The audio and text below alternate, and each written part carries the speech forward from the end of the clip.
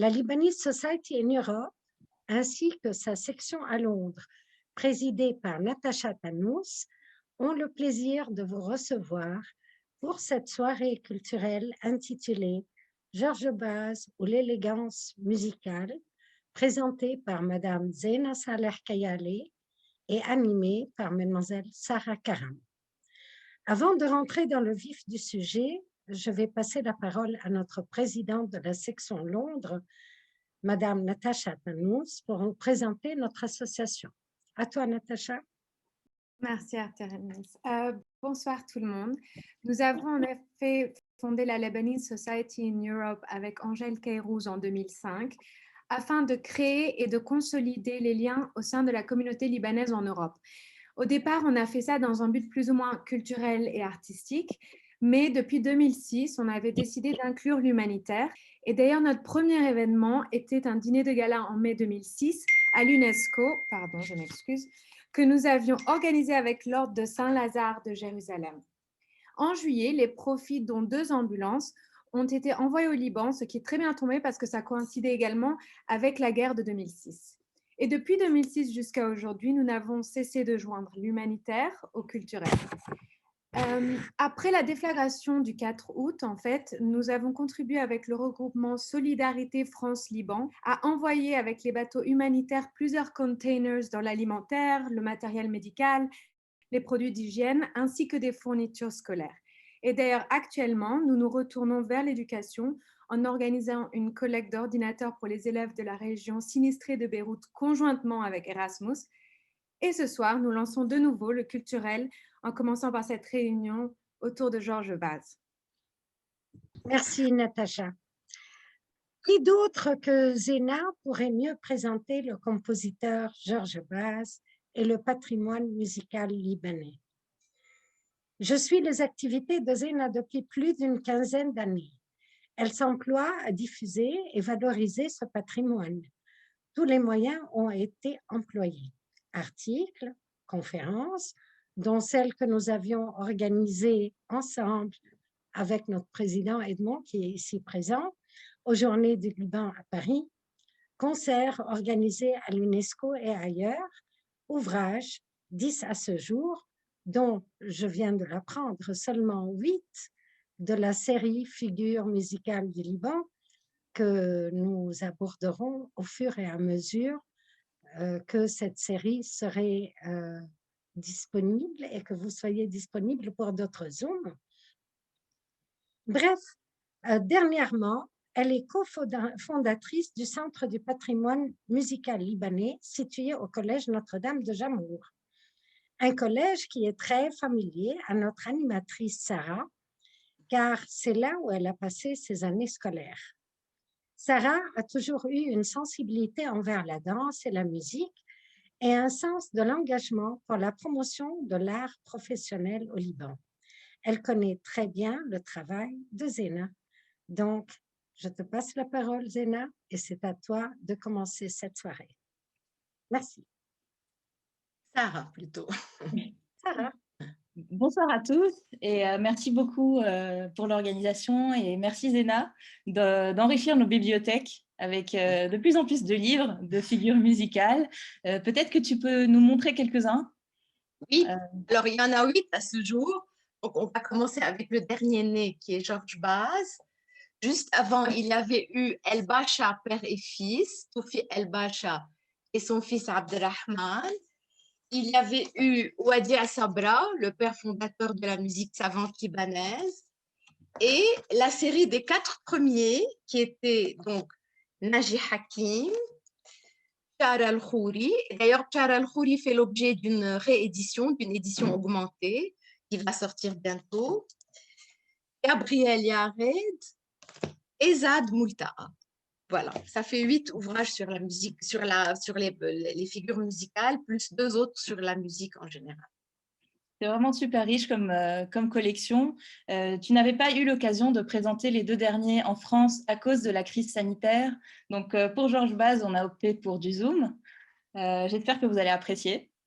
Donc, je cite Alexandre Najar qui a préfacé cet ouvrage. « Il y a des génies au succès tapageur et puis il y a des génies discrets et modestes qui tracent leur chemin en silence. Donc, en fait, je pense que ça veut dire beaucoup. Et peut-être que Zéna, on a besoin de toi pour que tu sortes Georges Baz du silence. Donc, peut-être que tu veux commencer par donner un aperçu sur sa biographie, sa famille et ses débuts en musique. Oui, absolument. C'est vrai, c'est très vrai de dire que Georges Baz était extrêmement discret parce que c'était vraiment quelqu'un de très, très modeste et je ne voudrais pas que sa modestie le fasse tomber dans l'oubli parce qu'il a joué un rôle très, très important dans la vie musicale libanaise entre les années 1950 et, et la fin des années 70, donc le début de la guerre du Liban. Pour rappeler ces dates, Georges Baz est né en 1926 et il est décédé en 2012. Donc, ce qui est très émouvant dans l'histoire de Georges Baz, dans son enfance, bon, il a commencé la musique chez les pères jésuites, où il était élève, avec le célèbre Bertrand Robillard, puis il a continué, on parlera tout à l'heure de son parcours plus en détail, mais je voudrais quand même vous attirer l'attention sur quelque chose de très émouvant, c'est que Georges Baz avait perdu son père très jeune. Il avait à peine 11 ans, donc en 1937, le papa de Georges Baz décède et la maman est obligée de prendre un emploi dans une banque pour pouvoir élever ses deux enfants. Georges avait une petite sœur. Et c'est quelque chose qui est très, très peu commun pour les années 30 à Beyrouth, une femme qui a un emploi. Et en fait, voilà, on entend un petit peu, il a voulu toute sa vie décharger sa maman de cet emploi, ce qui fait que lui-même, très vite, a commencé à travailler. Et une de ses pièces les plus délicates s'appelle Prélude à la rose. Sa maman s'appelait Rose. Et c'est le Prélude à la rose qui est joué par Georges Dakar.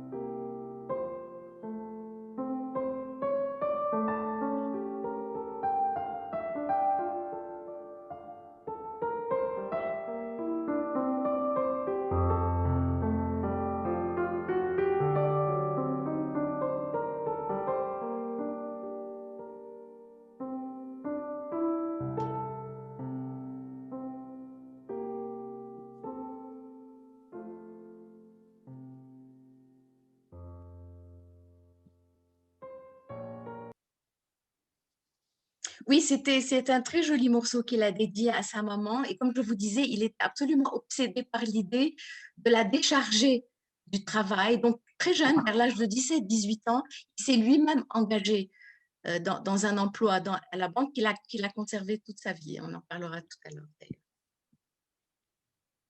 d'ailleurs. Ensuite, il y a tout un passage dans le livre sur l'ALBA, l'Académie libanaise des beaux-arts.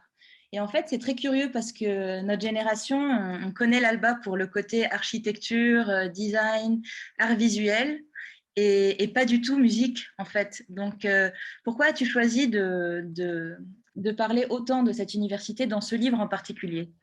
Oui, j'ai beaucoup parlé de l'Alba dans cet ouvrage, c'est vrai, et de son rôle fondateur en matière de musique qu'on ne connaît pas. On connaît effectivement, comme tu disais, l'Alba comme une école d'architecture et d'art, mais ce qu'on ne sait pas, c'est que l'Alba a commencé comme une association de musiciens amateurs, l'AMA, Association de musiciens amateurs. Et son fondateur, Alexis Boutros, était un très fin musicien et il a fondé un chœur et un orchestre, un chœur où Georges Baz a chanté. Et Georges Baz tenait beaucoup. J'ai eu la chance de rencontrer Georges Baz en août 2009 et j'ai passé une très longue après-midi avec lui sur son balcon à la montagne. C'était un moment très, vraiment extrêmement précieux.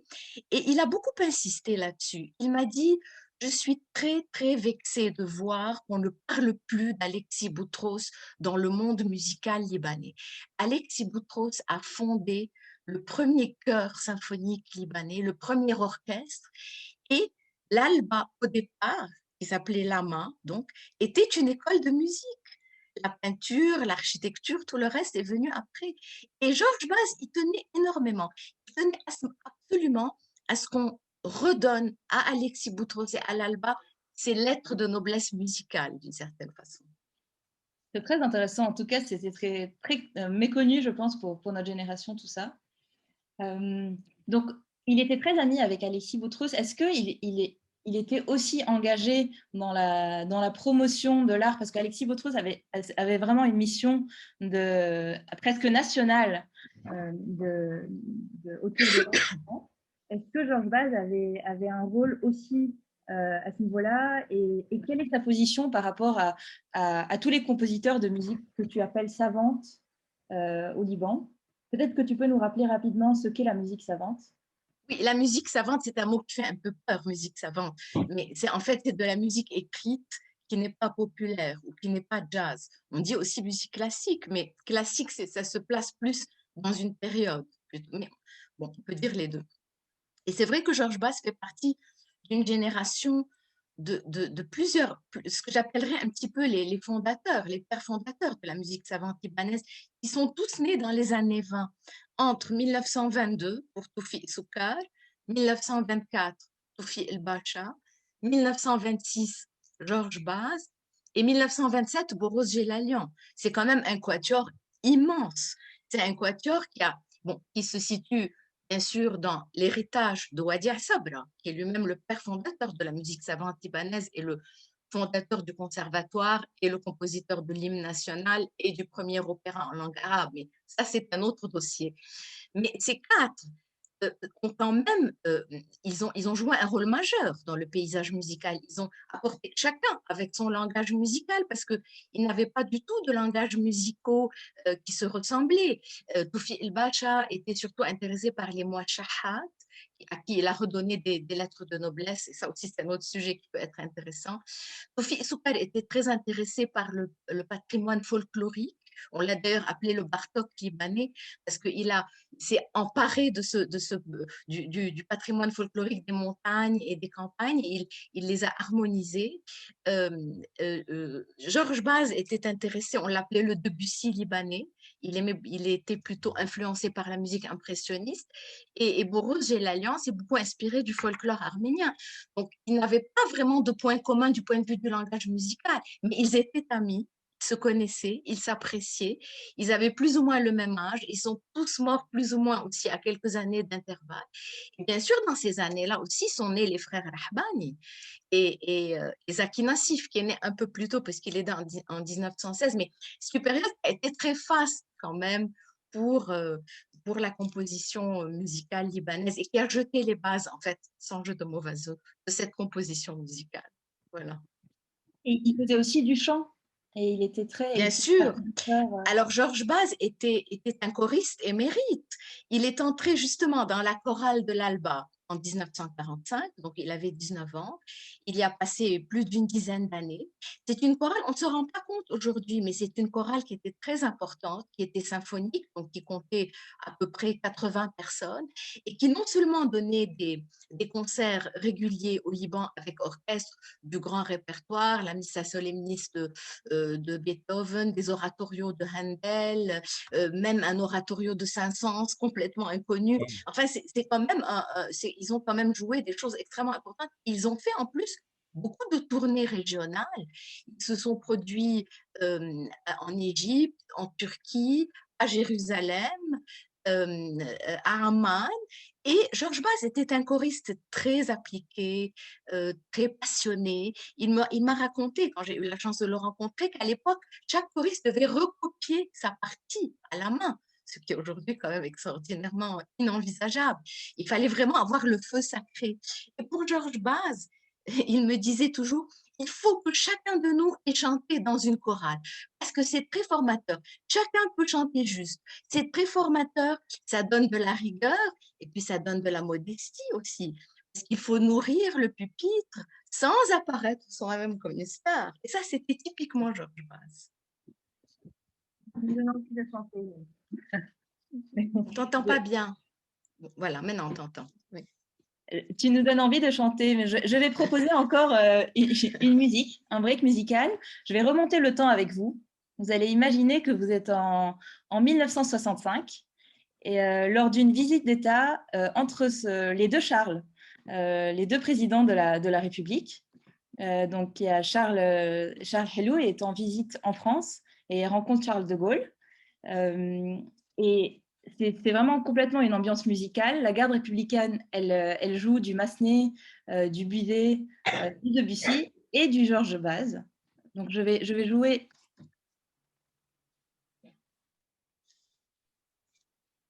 Vous me dites quand vous entendez, un instant.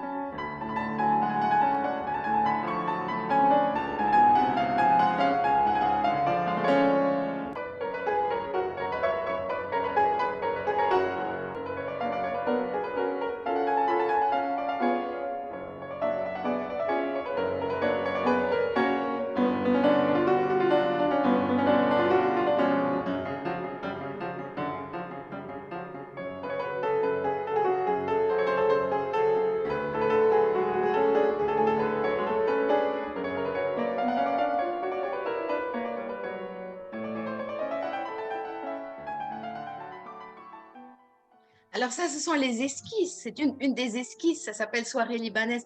Oui, effectivement, c'est joué par Tatiana Primakhouri, je crois. Oui. C'est ça. Oui, c'est une pièce qui a été à l'origine écrite pour piano. Ce sont 5 petites pièces d'ailleurs, les esquisses, qui ont été, ou 7, je ne sais plus, je ne veux pas vous dire de bêtises, et qui ont été écrites pour piano à l'époque où parce que Georges Baz a suivi une formation musicale en Italie, à Sienne, une formation de compositeur. Et c'est là qu'il a écrit ces petites esquisses qui sont des petits bijoux en fait de raffinement, qui sont très impressionnistes comme langage musical, et qu'il a orchestré par la suite.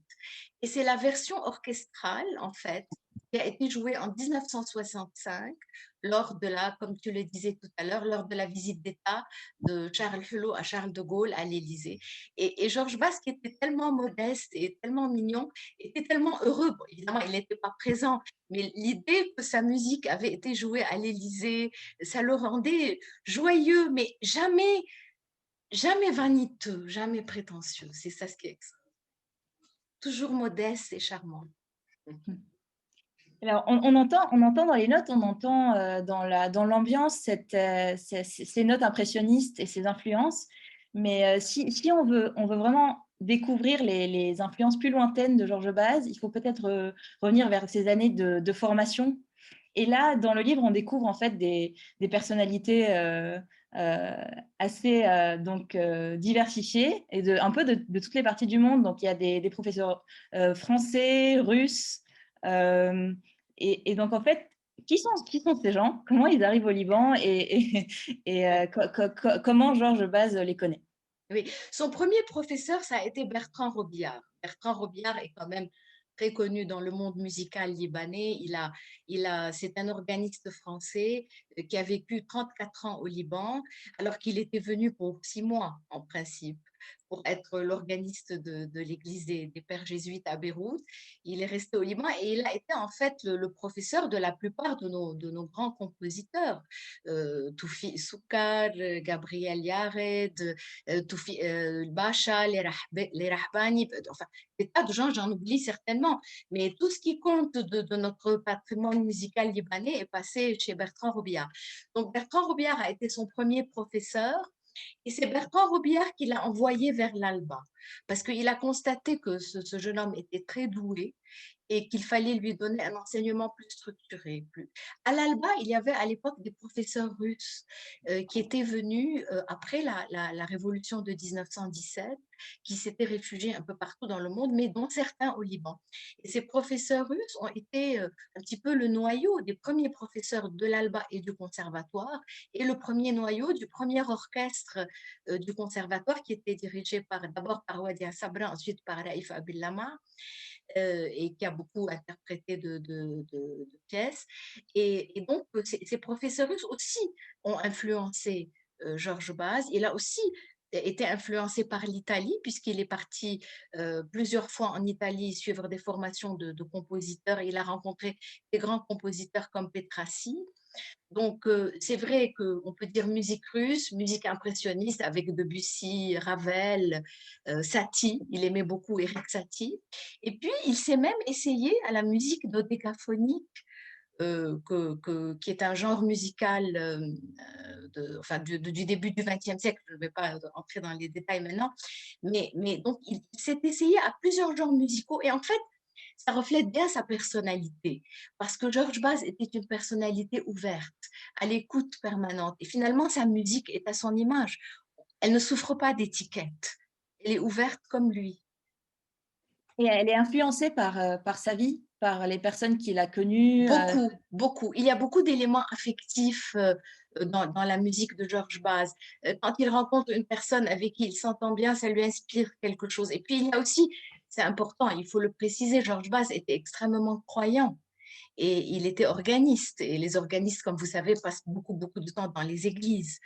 Et lui-même était profondément croyant et il disait lui-même que la religion était une grande source d'inspiration pour sa musique. D'ailleurs, il a écrit un très, très bel Ave Maria qu'on va peut-être malheureusement pas entendre ce soir parce que quand on a fait nos essais, on a vu malheureusement que les voix humaines passaient très mal sur le son avec le zoom. Donc mais toutes ces musiques dont je vous parle, y compris la musique dodécaphonique, qu'il a d'ailleurs dédiée à Marc-Henri Menguy, qui était aussi quelqu'un de très important dans le paysage musical libanais et qui s'est intéressé aux compositeurs libanais. Donc toutes ces musiques sont disponibles sur la clé USB de l'ouvrage. Et dans cette clé USB, il y a beaucoup de choses. Il y a beaucoup d'interprètes différents. Il y a donc Georges Dakache dont je parlais tout à l'heure. Il y a Christine Marché et Marc Ziffert. Il y a Leila Awad. Il y a beaucoup de gens qui ont interprété la musique de base parce que c'était une musique qui parlait tout de suite au cœur. Alors, quand on entend tout ça, on pense en fait que sa carrière professionnelle, c'était compositeur, professeur, au Conservatoire national d'ailleurs. Et à l'USEC aussi. À l'USEC, il a enseigné à l'USEC aussi. Et à l'USEC aussi. Donc, en fait, on croit vraiment que c'est ça dont il vit, mais en réalité, ce n'est pas son gagne-pain. Donc, peut-être, Zena, tu peux nous expliquer si c'est un choix ou un non-choix que la musique soit toujours à côté, sa passion, mais pas celle qui le fait vivre. Oui, alors comme je le disais tout à l'heure, ça s'est fait un peu naturellement. Georges Baz est entré très vite dans la vie professionnelle parce qu'il voulait absolument que sa maman arrête de travailler. Il voulait lui-même devenir le soutien de la famille. Donc, il est entré très rapidement à la banque où il a fait toute sa carrière. Ce qui fait qu'en fait, la musique n'a jamais été son gagne-pain. Et il disait, la banque, c'est mon beefsteak, la musique, c'est ma passion. En fait, il ne voulait pas que finalement la musique n'ait jamais devenu alimentaire pour lui, alors qu'elle l'occupait énormément. Parce qu'effectivement, il était professeur, il était critique musical, on va en parler tout à l'heure, il était compositeur, il était organiste aussi. Donc la musique prenait un temps énorme dans sa vie. Mais c'était sa passion. Et puis finalement, les circonstances ont fait qu'il n'a pas mercantilisé sa passion, si on peut dire ça comme ça. Donc, maintenant, on va parler du critique musical qu'il a été. Donc, en fait, j'ai été sur le site du CPML, donc du Centre du patrimoine musical libanais que tu as fondé. Et en fait, je vois… Cofondé. Cofondé. Et je vois dans la section dédiée à Georges Baz, je vois 500 articles que lui-même a écrits. Ça doit être un trésor énorme pour vous. Oui, oui. Oui, ça c'est très important ce que tu dis là parce que Simone Baz, l'épouse de Georges Baz, dès qu'il est décédé, a tenu à remettre toutes ses archives au Centre du patrimoine musical libanais qui est situé au Collège Notre-Dame de Jamhour. Et c'était un geste extraordinaire parce que nous n'avions pas encore tellement d'archives à ce moment-là. Maintenant, nous en avons beaucoup, des très intéressantes. Et ça a été un fonds extrêmement riche et intéressant, d'autant plus que Georges Baz, pendant plus de 25 ans, avait été critique musical et il écrivait donc, pour l'Orient, avant que l'Orient ne fusionne avec le jour et ne devienne l'Orient le jour, et pour la Revue du Liban, il chroniquait avec méticulosité, avec rigueur, pratiquement tout ce qui se passait de concert à Beyrouth et en dehors de Beyrouth, parce qu'il chroniquait aussi des concerts à Baalbek et en dehors de Beyrouth.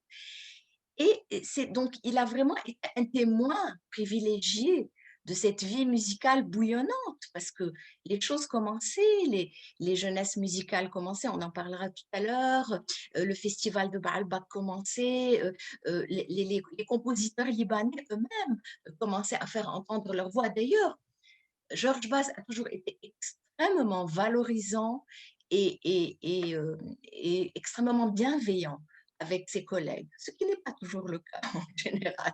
Donc, il était vraiment, il les valorisait, il leur faisait des articles, il couvrait leur actualité, il donnait leur chance aux jeunes. Dès qu'il entendait un jeune doué, il lui faisait un article pour pouvoir lui donner un premier article pour l'encourager, par exemple. Le grand compositeur et organiste Naji Hakim, que vous connaissez, à qui d'ailleurs j'ai consacré un ouvrage, a été l'élève de Georges Bass, et il doit probablement ses 2 ou 3 premiers articles de presse à Georges Bass, qui avait tout de suite flairé alors le génie, ça, immédiatement. Il a aussi écrit au sujet d'Henri Greyeb, il a aussi écrit au sujet de tous les pianistes et instrumentistes de l'époque.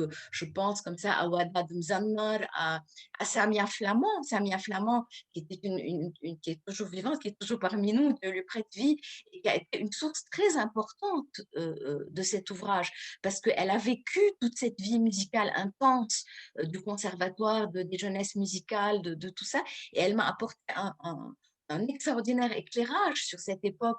Donc, il écrivait sur elle, il a écrit sur la cantatrice Samia Sandri, sur Diana Din, qui était aussi une grande pianiste. Donc, il valorisait ses collègues, il valorisait les interprètes libanais, les compositeurs libanais, mais aussi, bien sûr, tous les grands musiciens qui venaient d'Occident pour donner des concerts. Il leur faisait des interviews. Vraiment, il a eu une vie de critique musicale. Alors, toujours rigoureux et bienveillant. Jamais on ne casse, mais si ce n'est pas à la hauteur, on fait une critique constructive. Et c'est ça ce qui était bien avec lui. Jamais il n'a cassé quelqu'un. Il était toujours très bienveillant. Et du fait qu'il était lui-même musicien, ça lui donnait bien sûr une autre légitimité pour parler de musique. C'est important aussi. On a la chance en fait qu'il ait couvert toute cette période et ça nous apprend beaucoup sur l'histoire de la musique libanaise. Et sur l'histoire du Liban. Et sur l'histoire du Liban. Ça va de pair. Effectivement. Donc, il a couvert, comme tu as mentionné, les débuts du festival de Baalbek et les débuts des jeunesses musicales libanaises. Oui. Donc, ce mouvement qui en fait est international, qui a été créé en Belgique d'abord et qui s'est propagé un peu partout dans le monde. Oui. Jusqu'à atteindre Beyrouth. Et donc, en fait, c'était un mouvement qui avait pour vocation de promouvoir la musique savante. Auprès des jeunes. Auprès des jeunes, voilà. Qui a vu le jour en 1940 en Belgique et qui comme tu dis, qui s'est propagé à travers le monde, qui a été fondé par un groupe de musiciens libanais en 1953 au Liban, dont Georges Bass, qui en a été le secrétaire général jusqu'en 1961, et dont d'autres personnes, dont Samia Flamand, dont je parlais tout à l'heure, dont Lionel Rera, enfin j'en oublie bien sûr, je ne vais pas pouvoir citer tout le monde. Donc ce groupe qui avait fondé les jeunesses musicales du Liban a été très très actif pendant toute cette période. Ils ont été non seulement, ils ont eux-mêmes organisé des concerts, des ateliers pour les jeunes, des masterclass, toutes sortes d'activités musicales autour de la musique classique et des jeunes. C'était ça le plus important. Mais ils ont été aussi parmi le premier comité du Festival international de Baalbek. Parce que comme ils étaient sur le terrain, qu'ils connaissaient le milieu musical, qu'ils savaient organiser des concerts, Zalfa Chamoun, l'épouse du président Camille Chamoun, s'est adressée à eux spontanément pour aider aux premières éditions du festival. Donc, effectivement, ils ont eu un rôle très, très important. Et aujourd'hui, ils ont un regain. Ça existe encore, donc. Bien sûr, ça existe tout de même. Pendant la guerre, ils ont continué à fonctionner. D'ailleurs, Paul René, qui est avec nous, en a été le président à un moment donné, et ils ont continué à fonctionner. Et aujourd'hui, ils sont présidés par une jeune femme très talentueuse qui s'appelle Yasmina Sabah, qui est chef de chœur et chef d'orchestre. et qui est en train de leur redonner un souffle avec le chœur de l'USJ, avec l'orchestre des jeunesses musicales, qui est composé de grands élèves du conservatoire et de professeurs. Et c'est de la très bonne musique, c'est de très bonne qualité. On ira les voir alors. Absolument. Je veux revenir sur une période qui n'est pas très joyeuse de l'histoire de notre pays, la guerre civile, que Georges Baz a vécu au Liban Oui. tout le temps. Il n'est Oui. pas sorti du pays. Et donc, en fait, ça nous intéresserait de voir comment il a vécu cette période. Est-ce qu'il a pu continuer à faire de la musique, à créer, à écrire, à donner des cours Pas. Alors, tout d'abord, il était lui-même tellement rigoureux et professionnel que, sachant, il habitait le côté est de la ville et son bureau, puisqu'il travaillait à la Banque du Liban, était côté ouest de la ville. Et il tenait à y aller tous les jours malgré les dangers. Et sa fille me raconte que même un jour, il est allé sur le dos d'un tank au bureau. Donc, il était vraiment extrêmement rigoureux et professionnel. Et même, moins drôle, il a échappé de justesse à un enlèvement. Parce que je ne sais pas, enfin, les plus vieux d'entre nous se souviennent que un des malheureux épisodes de la guerre du Liban, ça a été l'enlèvement d'une série de personnes qui travaillaient à la Banque du Liban et qui rentraient chez eux en convoi. Il y avait 4 voitures. Les 3 premières voitures, tous les occupants ont été enlevés, on ne les a jamais retrouvés. Dans la 4e voiture, il y avait Georges Baz et on ne les a pas inquiétés. Il n'a jamais compris pourquoi, mais il a réalisé par la suite qu'il avait vraiment échappé au pire. Donc, il a vraiment vécu la guerre du Liban dans toute son horreur. La musique, alors, bien sûr, la musique n'était plus très présente, mais lui, personnellement, bon, le conservatoire a fermé, il a été détruit, etc. Mais lui, personnellement, a continué à faire de la musique. C'était consolateur pour lui, la musique. C'était un réconfort. Et pour rester en contact avec la musique, comme il n'y avait plus tellement d'occasions, il n'y avait plus tellement de concerts, il y avait plus, il, il s'est improvisé organiste de mariage. Alors, il allait dans les... Il emmenait sa fille. Alors, c'est sa fille qui m'a raconté ça, Roselyne, qu'il l'emmenait avec lui. Et elle était fascinée, elle, évidemment, par les robes de mariée. Et lui voulait lui montrer le fonctionnement de l'orgue, mais elle voulait regarder les robes de mariée. Et donc, il a été organiste de mariage. Et dès qu'il pouvait, il continuait ses cours. Dès qu'il pouvait, il allait, quand il y avait des périodes d'accalmie. Enfin, ceux qui ont vécu savent comment ça s'est passé. Et le piano, qui était évidemment qui trônait au salon, il voulait absolument protéger le piano. Et sa fille me raconte, et son épouse aussi, que quand les bombardements ont commencé à être très sérieux, il a arraché tous les coussins de la maison et il a enterré le piano sous un monceau de coussins pour que le piano ne soit pas atteint. Et quand il a fallu quitter la maison pour monter à la montagne, il a exigé que le piano arrive avant les meubles dans la maison de montagne. Et sa belle-mère l'a taquiné à ce moment-là. Elle lui a dit, voilà, le piano est là, donc la maison n'a plus besoin d'être meublée. Il faut qu'on apprenne tout ça. La musique, ça sauve dans des périodes difficiles. Oui, c'est sûr. Un grand réconfort, la musique. Oui. Est-ce que vous souhaitez écouter encore une pièce, une petite partie une autre partie des esquisses ou alors on pose des questions. Si vous avez alors, il est quelle heure? Il est 20h36. Oui, on est à peu près dans les temps. On avait dit 40 minutes de blabla et ensuite les questions. Oui, mais ça va, on peut écouter un peu de musique. On peut écouter une petite esquisse, oui, bien sûr. Bien sûr. Tu as une petite esquisse sous le coude? Oui, oui. Ok.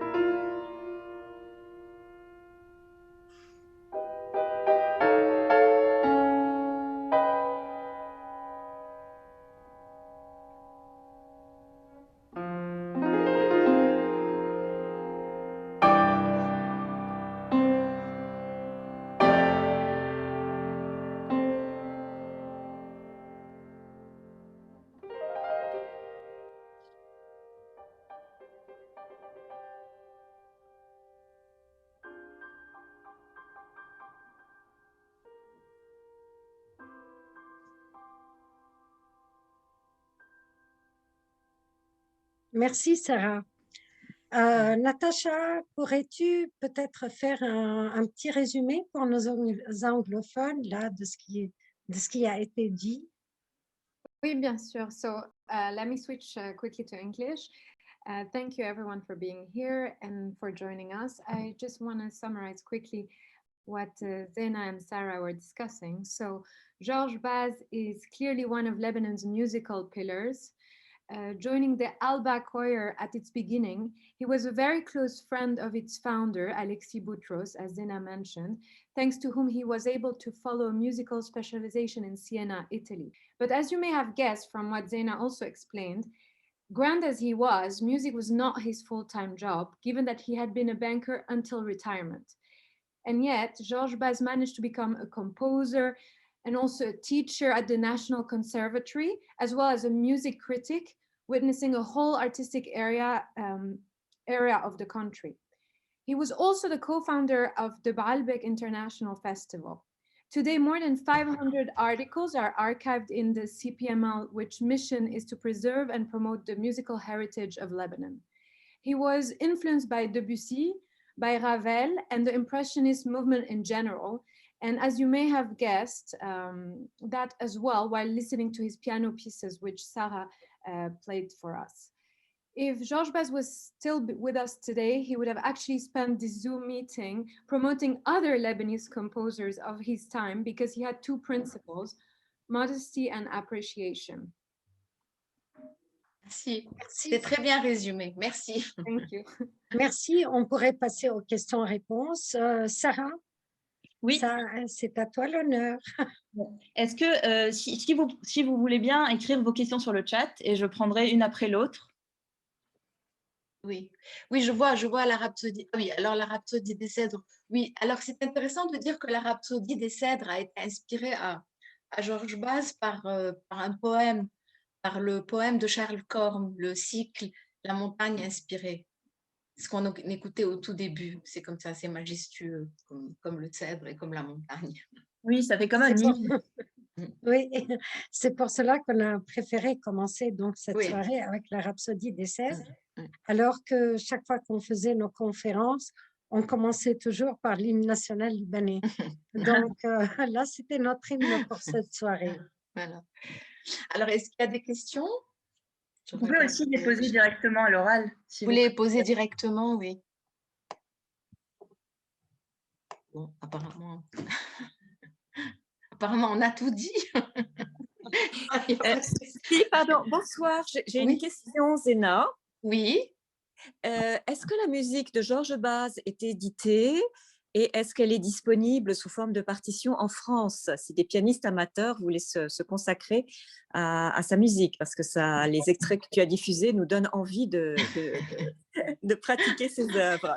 Merci, Michaela. Alors, Michaela est une pianiste émérite.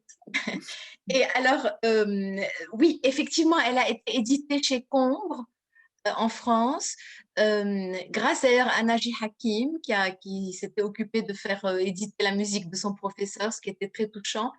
Et elle est également, il y a beaucoup de pièces qui ne sont pas éditées en fait. Ce qui est édité, je crois, c'est les esquisses et peut-être une ou deux autres pièces. Mais sinon, nous avons au Centre du patrimoine musical libanais la plupart des partitions originales, mais quand même assez lisibles. Et donc, on peut s'adresser au centre et il vous enverra par mail à tous ceux qui veulent découvrir la musique de Georges Baz par eux-mêmes. On peut leur envoyer des partitions, il n'y a pas de problème. Mais effectivement, elle existe chez Combre aussi. Merci Zena. Et j'ai une autre question. Oui. Tu nous as parlé de ses créations pour piano, pour chœur. Pour quel type de formation a-t-il écrit? Il a écrit pour orchestre symphonique. Quelles a été un petit peu les nomenclatures qu'il a traitées? Alors justement, cette nomenclature est intéressante parce qu'elle est restée assez chambriste finalement. il a une ou deux pièces pour chœur. Il a les esquisses qui ont été orchestrées, qui étaient écrites pour piano au départ, puis qu'il a orchestrées. Mais pour tout le reste de son catalogue, c'est beaucoup plus de la musique de chambre. Alors, il a de la mélodie, il a de la musique sacrée, il y a de la musique pour orgue aussi. Il y a de la musique des sonates en trio. Voilà, c'est très, très chambriste comme catalogue. Effectivement, c'est une question intéressante parce que il n'aimait pas les grands effets. Il n'aimait pas les grands effets. Il était aussi discret dans sa musique. Ça allait avec son caractère. Voilà, exactement. On a une question de Joumana Beya. Oui. Avec qui j'ai fondé le Centre du patrimoine musical libanais, d'ailleurs. Joumana? Peut-être elle avait levé. On n'entend pas, il faut peut-être mettre le d'électricité. Oui, oui. Oui, salut Zéna. Je voulais juste savoir la relation qui était entre Marc-Henri Menguy et Georges Baz. Je n'ai pas très bien compris. C'était le même groupe d'amis qui étaient tous professeurs au conservatoire, tous musiciens ou musicologues, et qui ont été aussi parmi les membres fondateurs des Jeunesses musicales. C'était le même groupe d'amis. Ils étaient collègues et néanmoins amis. Donc, Marc-Henri était aussi compositeur? Non, il était musicologue, professeur d'esthétique musicale et professeur au conservatoire à l'Alba, et il écrivait dans la presse. Il était critique aussi, critique musicale. D'accord. Donc, ils étaient collègues, oui, tout à fait, et amis, et néanmoins amis. Voilà. Zéna, il y a aussi une question de Madame Joumana Jamhouri Oui. qui demande justement si le fait que la musique, le fait que ce n'était pas alimentaire et que ce n'était pas son job puisqu'il était banquier, ça lui donnait une plus grande liberté peut-être dans sa composition. Bien sûr, ça lui donnait une plus grande liberté. Il n'était pas obligé de composer frénétiquement de l'alimentaire. Donc, il composait quand ça lui faisait plaisir. Et d'ailleurs, il a eu des phases de composition. Il a beaucoup composé entre 1945 et 1970. Et puis ensuite, ça s'est arrêté. Puis il y a eu la guerre.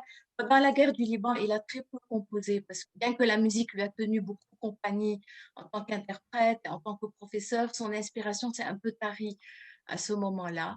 Et c'est vrai que le fait de ne pas en vivre lui donnait la liberté de composer comme il avait envie. Qu'est devenu son piano? C'est il faut demander pas dit Jean-Marc qui pose cette question. Elle m'avait dit qu'elle se connecterait. Je pense qu'il est toujours à Beyrouth, chez Madame Baz, chez son épouse. Je suis là, oui, coucou Roselyne. Alors Roselyne, c'est la fille de Georges Baz. Bonsoir. On a été fidèles. Bonsoir. Est-ce qu'on a été fidèles au portrait de votre père? Merci beaucoup, en tout cas, c'est très touchant. C'est très vrai et très touchant. Merci. Et son piano est toujours vivant, et papa à travers lui. Il est toujours chez maman, on en profite quand on y va, on en prend soin, on le chouchoute, on l'accorde, voilà. Très bien, super. Et on y tient beaucoup. Bien sûr, bien sûr. C'est super, c'est aussi touchant que vous soyez avec nous. Important. Bonsoir, si je peux me permettre une question. Lui qui aimait la voix et chanter, pourquoi il n'a pas beaucoup composé pour soliste? Il a composé pour... il a quand même composé quelques mélodies. Bon, il y a son Ave Maria. Oui. Et puis, il a composé quelques mélodies qui n'ont pas été forcément éditées ou enregistrées et qui existent au CPML. Mais il y a une que j'ai trouvée qui n'était pas finie, qui n'est pas aboutie. On n'a qu'une photocopie, l'oiseau bleu. Bien. Donc, il n'a pas beaucoup fait pour voix soliste de mélodie. Oui, c'est vrai. C'est vrai. Voilà, c'est comme ça. Et non? Il n'aimait pas les solistes, peut-être. Oui, bonsoir. J'ai très envie de faire une petite remarque en parallèle avec Charles Corm. Oui. Parce que Charles était un brillant homme d'affaires. Oui. C'était le monsieur qui a lancé au Proche-Orient la voiture et qui, à ses heures perdues, faisait des poèmes magnifiques, des livres, la montagne inspirée, etc. Et Georges Baz, qui, après ses heures de travail à la banque, était un compositeur de talent. C'est extraordinaire. Oui, ça se pas, compare. Oui. C'est pas typiquement libanais. C'est vrai.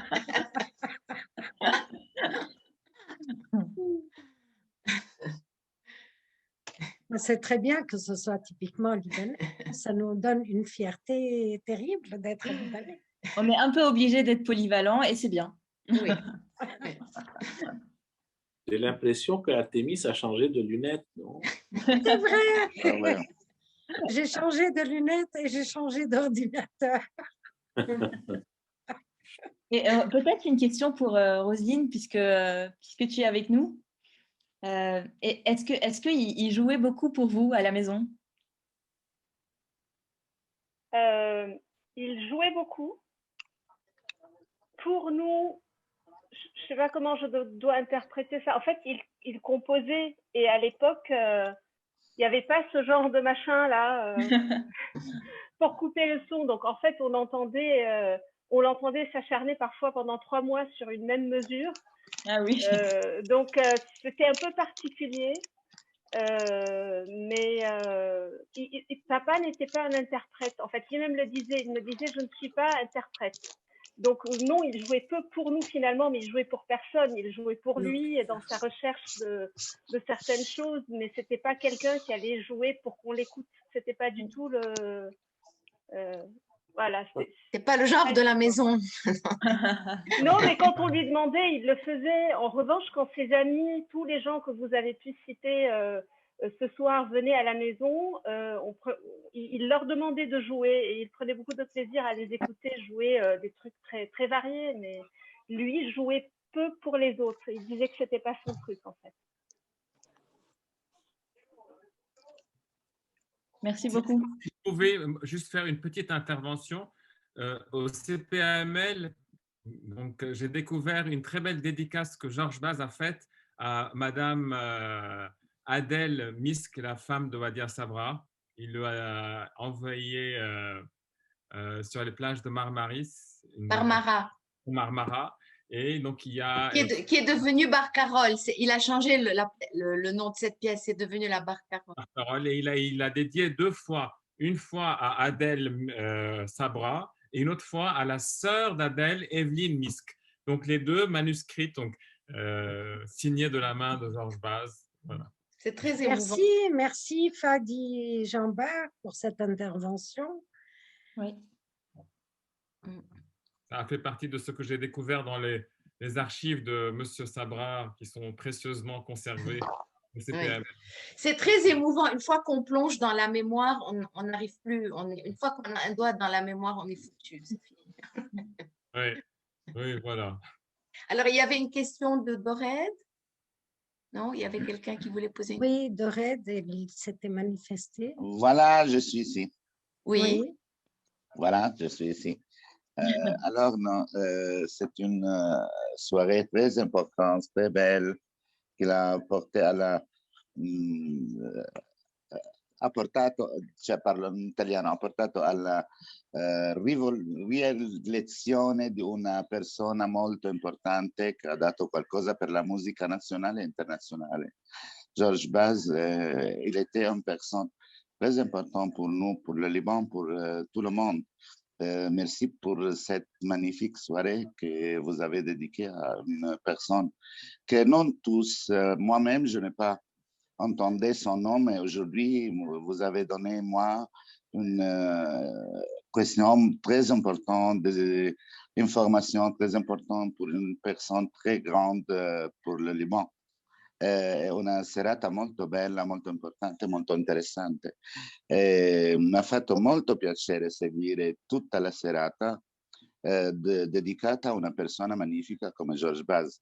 Vi ringrazio tanto di questa bellissima serata che ci avete dato. Merci pour cette magnifique soirée que vous avez donnée à nous. Merci pour ta présence.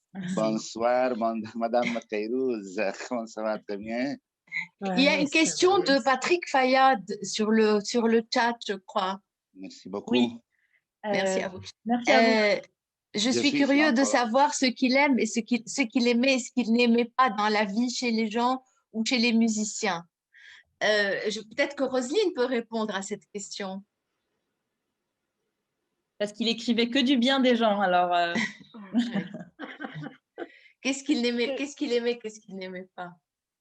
Je n'ai pas le souvenir de l'avoir entendu dire explicitement qu'il n'aimait pas dans le sens dans l'idée de porter un jugement, en fait. Après, certainement, il avait sa sensibilité et ses préférences, mais comme il était toujours à l'écoute et surtout dans une attitude d'essayer de comprendre les autres dans leurs différences, le fait d'aimer ou de ne pas aimer, ce n'est pas un vocabulaire qu'il... Je ne saurais pas répondre, en fait, à cette question. Je sais ce qu'il aimait, forcément, mais sans forcément qu'il y ait des choses qu'il n'aime pas au sens catégorique du terme. Voilà.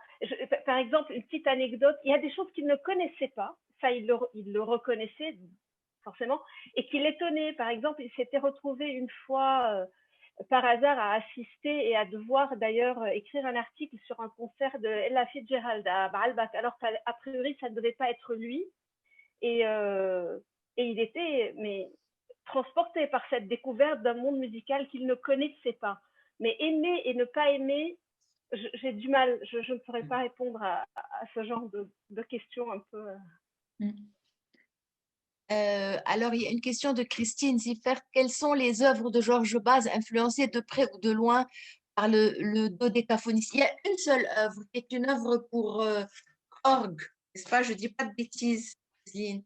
C'est une œuvre pour orgue qu'il a dédiée à Marc-Henri Menguy et qui s'appelle, je t'enverrai le nom. C'est une seule et unique œuvre. Il a fait c'est une démarche délibérée qu'il a faite d'écrire dans ce style pour une œuvre. Musique pour orgue. Genèse. Ça s'appelle Genèse. Ça date de 1967. Ça s'appelle Genèse et c'était dédié à Marc-Henri Menguy et c'était écrit dans le style. Mais nous n'avons pas la partition au CPML. Je ne sais pas si Roselyne ou sa maman ont la partition. Je ne sais pas non, si... il n'y a pas de partition parce que je pense que dans sa tête, elle n'a jamais été terminée. Ça n'a jamais été une version définitive. Toute ma vie, je l'ai entendu jouer et retravailler cette pièce. Et je pense qu'elle n'a jamais été figée, ni dans sa tête, ni sur du papier. Mais tu l'as entendu toi-même? Tu l'as entendu, oui, Roselyne? je l'ai beaucoup entendu jouer. Ça le passionnait comme recherche musicale, ce genre de choses. Mais justement, comme il était tout le temps dans des essais, il n'a jamais réellement... il l'a enregistré parce qu'il aimait écouter ce qu'il avait fait. Il aimait bien s'enregistrer pour s'écouter et pouvoir modifier, pouvoir avoir un autre... mais il ne l'a jamais figé. Il y a une trace, vous avez une trace audio? Il faut que je regarde, je pense, oui. Peut-être que tu as une cassette, peut-être que tu as une vieille cassette. En tout cas, sur les cassettes que tu m'as données, il n'existait pas. Il faut que je continue à fouiller alors. Oui. Vous voyez, c'est un travail qui n'en finit pas, la mémoire. Alors, il y a une question de Georges Dacage. Qu'en est-il de son héritage sur le plan de l'esthétique? Moi, je dirais que c'est une esthétique impressionniste, non? Est-ce que les musiciens sont d'accord avec moi, plutôt? Si on doit donner... Oui, mais je trouve qu'il y a un peu d'influence de la musique italienne, hein, quand même. De la musique italienne. Oui, parce qu'il a étudié la composition en Italie. Il a rencontré Petrassi aussi. Oui. Cette élasticité musicale qui est chez Puccini, très... Oui. Je pense qu'il y a aussi des parallélismes dans l'écriture, dans les octaves qui sont parallèles. Ce sont des accompagnements fréquemment faits par Puccini pour soutenir les chanteurs. Il y a une espèce de matière qui est quand même assez influencée par la musique italienne. Oui, effectivement. Il a vécu 1 an à Sienne, c'est ça? Oui, merci Christine, c'est Georges qui parle là. Bonjour Georges. Voilà, bonsoir. Donc, ce que je voulais dire par ma question, en fait, est-ce que quelqu'un après lui a toujours eu le souci de chercher la beauté à travers ses compositions? Moi, personnellement, à travers mes diverses interprétations sur le plan des compositeurs libanais, j'en trouve pas. Ça veut dire qu'il y a des compositeurs qui sont très très intéressants et qui ont des idées peut-être philosophiques, peut-être plus profondes, des choses comme ça, mais j'en trouve pas quelqu'un comme la sensibilité qu'a eu Georges Baz, ou le souci de chercher la beauté absolue, de cette recherche de la beauté dans ses phrases, dans sa pensée musicale. Beauté et aussi délicatesse, on pourrait dire aussi délicatesse. Peut-être, Oui. mais bon, peut-être, ça c'est un avis personnel, je ne sais pas si Christine peut apporter un autre regard, car elle est encore un autre interprète de Georges Baz sur le plan esthétique. Pour moi, il y a quelque chose qui est très libanais, c'est une espèce de tendresse. Ça, c'est très libanais. Mais ce n'est pas exclusivement Georges Baz, c'est le Liban de mon enfance, ça. Voilà. Non, mais ce que je voulais dire sur le plan de l'écriture, ou le plan de la recherche musicale, toi, tu as aussi joué plusieurs compositeurs libanais. Oui. Moi je ne trouve pas quelque chose de similaire chez les autres. C'est-à-dire que quand même, chaque compositeur a une petite signature différente. Ça, c'est bien normal, mais on peut caser parfois 3-4 compositeurs qui ont la même pensée, le même courant, qui suivent la même philosophie de pensée. Et Georges Baz reste à part finalement. Reste à part, voilà, c'est ça mon... Oui, je vois ce que tu veux dire, oui, effectivement. Voilà. Effectivement. Si je peux me permettre, je pense que c'est dû au fait que chez papa, le côté composition ne pesait pas plus que le côté un peu plus le côté esthétique, le côté enseignement, le côté critique, c'était deux choses qui avaient exactement la même importance. Mais ce n'est pas le cas de tous les musiciens, et c'est normal, tout le monde ne trouve pas l'équilibre au même point, et parfois du coup une des deux facettes a tendance à prendre peut-être un peu le dessus sur l'autre, mais chez lui c'était deux choses qui avaient la même importance, et il donnait ses cours d'esthétique musicale à l'USSEC avec autant de plaisir que un cours de solfège au conservatoire ou voilà, le temps qu'il passait à rédiger un article. Tout a pesé pareil dans la balance. C'est peut-être pour ça que on le sent beaucoup chez lui. Oui. Oui. Il y a encore une question de Charvel Matta. Écoutait-il de la musique folklorique libanaise? Était-il sensible à certains compositeurs libanais? Il était très sensible à ses collègues compositeurs. Il les a valorisés tant qu'il a pu. Il a analysé leurs œuvres, il a fait des portraits d'eux dans la revue du Liban. Il y avait parfois une page entière sur Boros Gelalian écrite par Georges Baz, une page entière sur Toufi Soukar écrite par Georges. Il était très... Alors, est-ce qu'il était sensible à la musique oui, d'ailleurs, dans la pièce qu'on a entendue tout à l'heure qui s'appelle Soirée libanaise, la première esquisse, pas la deuxième. Il y avait quand même quelque chose d'un peu folklorique. D'ailleurs, ça s'appelle Soirée libanaise. Il y avait quelque chose d'un peu folklorique. Bien sûr, c'est pas comme Toufi Soukar qui a fait un travail systématique de noter et d'harmoniser les mélodies folkloriques. Mais je pense qu'il y avait quand même il y avait certainement du Liban dans sa musique. Qu'est-ce que tu dis, Roselyne? Je pense que c'est une musique qu'il appréciait beaucoup, oui, mais sur laquelle lui était moins à l'aise au niveau composition. Donc en fait, oui. Voilà. Mais sinon, moi, il me parlait de tous ces cas de Abdallah Shahin, oui, de tous ces gens-là qui ont beaucoup fait pour la musique orientale libanaise. Il les connaissait bien, il partageait beaucoup de temps et de musique avec eux. Mais lui-même n'a pas produit dans la musique orientale, mais il l'appréciait beaucoup, il l'écoutait beaucoup. Et tous ces musiciens faisaient partie aussi de son environnement. Nous avons peut-être encore une dernière question, pardon. Si je peux me permettre, je voudrais juste dire que la signature d'une identité culturelle, ça ne passe pas forcément par le folklore. On peut très bien avoir une identité culturelle très forte et que ne pas du tout avoir de racines dans le folklore. Oui, bien sûr. Et je pense que dans la musique de Georges Baz, c'est manifeste. Il y a vraiment une identité libanaise, mais qui n'est pas folklorique. Oui. Oui. Il y a Samir Hayat qui a levé la main. Oui. Il faut qu'il désactive le son. Oui, le micro. Il faut que vous ouvriez votre micro. Est-ce que, Sarah, est-ce qu'entre-temps, nous avons d'autres questions à poser ou pas? Parce qu'on est déjà dans la limite du timing qu'on avait donné. On est bon sur le chat. Donc, il n'y a plus de D'accord. questions. Il y a... Monsieur Samir Khayat avait levé la main, mais je ne sais plus où il est, s'il veut toujours poser la question ou pas. Moi, j'ai une réclamation. Oui, allez-y. Dis-nous. Vous avez entendu des pièces jouées que par moi, donc j'aimerais bien entendre une pièce jouée Non, par on a les Christine. esquisses, c'est Tatiana. Les esquisses, c'est Tatiana. En fait, Zéna, non, j'ai joué, je crois que j'ai joué tout de la clé USB. Ah, de la clé USB, alors c'est Georges. Mais on a constaté malheureusement que ceux qui n'étaient pas piano seuls passaient très très mal. On a essayé. Il y a évocation que Christine a joué. Il y a évocation. Alors on écoute évocation par Christine. Yalla. Voilà. Juste le début, juste le début. Je peux trouver sur YouTube? Oui, non, il est sur la clé. Il est sur la clé. Elle y est sur la clé. Ah, d'accord.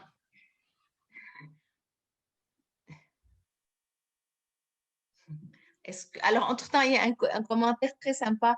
La cousine de Georges Baz, René Rafoul, âgée de X ans, a assisté avec beaucoup de bonheur de Marseille. Il faut savoir qu'aujourd'hui, on a quand même pas mal de pays qui sont avec nous. Oui, c'est vrai. Et des décalages horaires.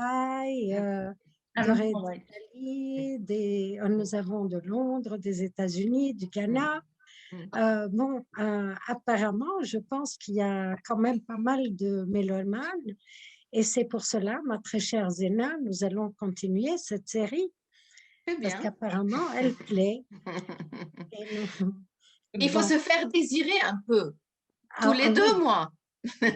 C'est certain, parce que sinon, c'est pas possible. Sinon, les gens vont se lasser. Non, non, ne t'inquiète pas. On fera passer du culturel autre que pour les mélomanes entre-temps. Okay. Qu'est-ce qu'on écoute? Évocation? En fait, c'est curieux parce que je n'ai pas les titres sur certains. En tout cas, si vous allez sur ma page Facebook, il y a la barcarolle par Christine et Marc. La barcarolle de Georges Baz. Natacha, tu es toujours là? Natacha? Oui, je suis là, j'étais sur mute. D'accord, ok.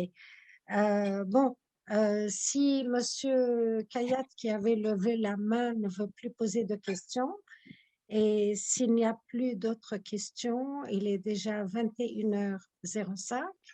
Nous avions dit que nous allons… Ah, voilà, Monsieur Khayat, il est de nouveau.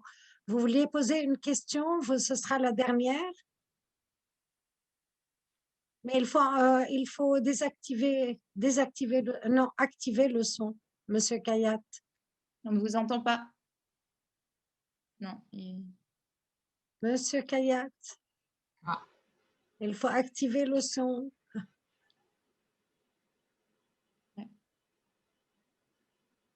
Désolée, je n'ai pas pu jouer à évocation, mais c'est sur la clé USB de… C'est sur la clé USB du livre. J'encourage tout le monde à le lire parce qu'il est vraiment passionnant et à écouter les musiques. D'accord. Alors, donc, je pense qu'on est toujours ponctuel avec la Lebanese Society in Europe.